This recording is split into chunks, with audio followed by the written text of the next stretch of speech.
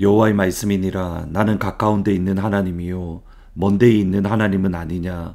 여호와의 말씀이니라. 사람이 내게 보이지 아니하려고 누가 자신을 은밀한 곳에 숨길 수 있겠느냐. 여호와가 말하노라. 나는 천지에 충만하지 아니하냐. 유다의 여호사밧 왕은 하나님 보기에 선하고 성실한 왕이었습니다. 하지만 어떤 면에서 유다의 멸망은 다름 아닌 여호사밧 왕에게서 시작되었다라고 말할 수 있습니다. 왜냐하면 여호사밧 왕은 나라의 안정과 나라의 번영을 위해서 북이스라엘의 왕 아합 왕과 사돈을 맺었기 때문입니다. 북이스라엘의 아합 왕이 어느 정도 악한 왕인지 그가 이후에 이 사람이 악한 왕이다 아니다를 평가하는 기준이 될 정도로 북이스라엘의 아합 왕은 정말 악한 왕이었습니다. 사돈관계가 맺어진 남유다와 북이스라엘은 아람이라는 공통의 적군을 싸우기로, 그들과 전쟁하기로 결정을 했습니다.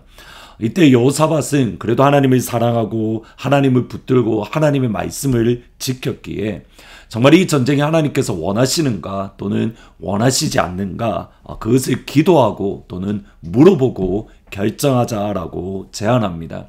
이때 아합 왕이 선지자 400명을 모아서 하나님께 기도를 하라라고, 그리고 하나님의 뜻을 가르쳐 달라라고 명령을 합니다.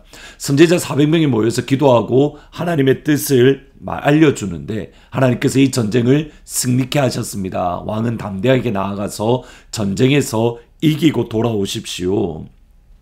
400명의 선지자가 동일하게 승리를 이야기를 하지만 여호사밧은 무언가 찜찜하고 무언가 이상한 겁니다. 하나님의 말씀에 붙들리고 하나님을 사랑하고 하나님 앞에 섰기 때문에 400명이 했던 말 가운데에 뭔가 꺼리낌이 있었던 겁니다. 영적인 분별력이, 영적인 깨어있음이 그에게 있었습니다.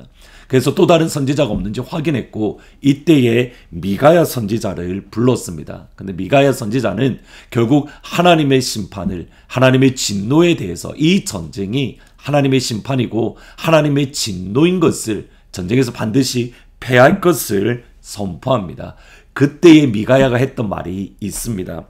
열왕기상 22장 19절에 보시면 미가야가 이르되 그런즉 왕은 여호와의 말씀을 들으소서. 내가 보니 여호와께서 그의 보좌에 앉으셨고 하늘의 만군이 그의 좌우편에 모시고 서 있는데, 미가야는 하늘의 회의에 참여를 했습니다. 하나님 보좌의 앞에서 진행되는 하나님의 회의를 보았고 그 가운데서 어떤 일이 일어나고 있는가 그가 직접 들었습니다. 그리고 그것을 선포했습니다. 하나님의 회의에 참여한 사람만이 하나님의 마음을 알 수 있습니다. 하나님의 회의에 참여한 사람만이 하나님의 계획을 알 수 있습니다. 이것이 예레미야를 통해서 선포된 하나님의 말씀입니다. 그들이 만일 나의 회의에 참여했더라면 내 백성에게 내 말이 들려서 그들을 악한 길과 악한 행위에서 돌이키게 하였으리라. 하나님의 회의에 참여한 그 사람만이 하나님의 마음을 알고 하나님의 회의에 참여한 그 사람만이 하나님의 계획을 알 수 있습니다. 사람의 계획이 아닌 사람의 마음이 아닌 하나님을 기쁘시게 하는, 하나님의 마음과 계획을 알고 하나님을 기쁘게 하는 그 한 사람이 될 수 있습니다. 하나님의 회의에 참여한 그 사람만이 알 수 있는 놀라운 비밀이 여기에 있습니다. 23장 20절 21절에 보시면 여호와의 말씀이니라. 나는 가까운 데 있는 하나님이요 먼 데 있는 하나님은 아니냐. 여호와의 말씀이니라. 사람이 내게 보이지 아니하려고 누가 자신을 은밀한 곳에 숨길 수 있겠느냐. 여호와가 말하노라. 나는 천지에 충만하지 아니하냐. 하나님의 회의에 참여하지 못함으로 하나님을 알지 못하고 하나님의 마음을 알지 못하는 사람은, 하나님은 가까운 데에 하나님이시지만 먼 곳에 하나님은 아니라고 생각을 합니다. 이 말은 하나님은 예루살렘 성전에 계신 하나님으로만 생각을 하는 겁니다. 분명히 하나님은 예루살렘 성전에 하나님의 이름을 주시겠다라고 약속을 하셨고 실제로 그렇게 하셨습니다.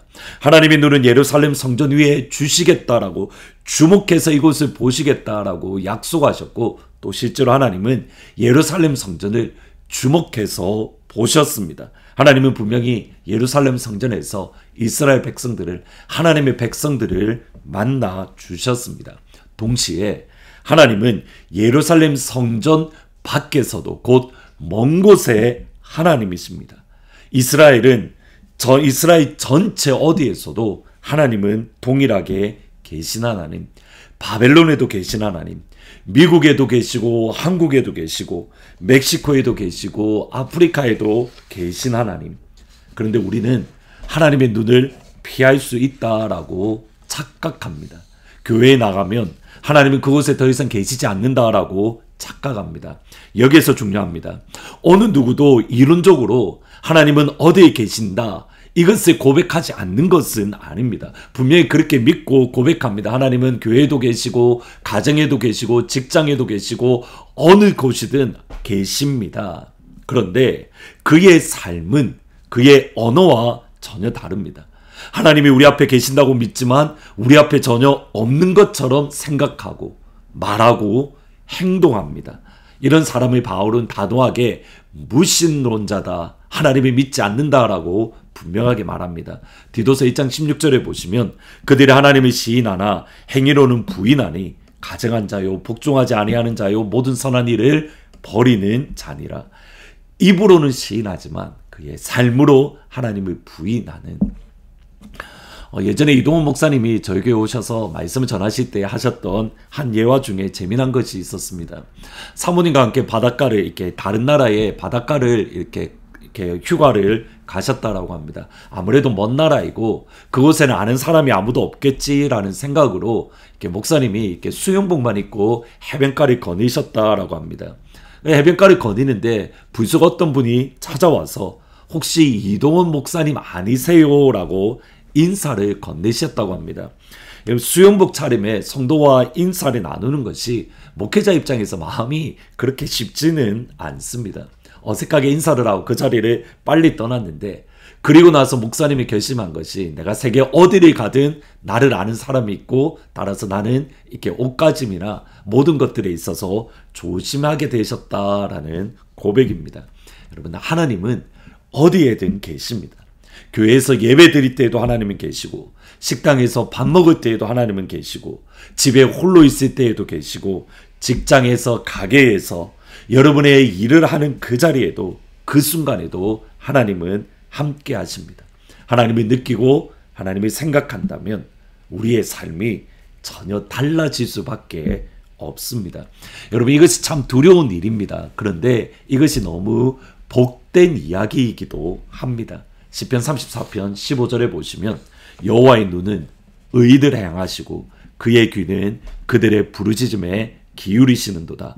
의인이 부르짖음에 여호와께서 들으시고 그들의 모든 환난에서 건지셨도다. 하나님의 눈은 의인을 향하시고 하나님의 귀는 의인의 부르짖음을 듣기 때문에 하나님 사랑의 눈으로 너를 어느 때나 바라보시고 하나님 인자한 귀로서 언제나 너에게 기울이시니 어두움에 밝은 빛을 비춰주시고 너의 작은 신음에도 응답하시니 너는 어느 곳에 있든지 주를 향하고 주만 바라볼지라. 아멘. 우리의 일생 동안 어느 곳에 있든지 주를 향하고 주만 바라보는 하나님의 모든 가족들이 되기를 예수님의 이름으로 축복합니다. 아멘. 기도하십니다. 하나님은 어느 곳에 있기에 우리가 어느 곳 어느 자리에 있든지 주만 바라고 주만 향하는 사랑하는 우리 하늘문 가족들이 될 수 있도록 아버지 축복하여 주옵소서. 내가 무엇을 하든지 내가 어디에 있든지 그곳에 주님이 함께 계심을 우리가 늘 경험하고 또 그 주님의 손을 붙들고 어느 자리 어느 곳에서도 함께 할 수 있도록 저희 사랑하는 하나님은 모든 가족들을 주의 임재로 축복하여 주옵소서. 예수님의 이름으로 기도합니다. 아멘.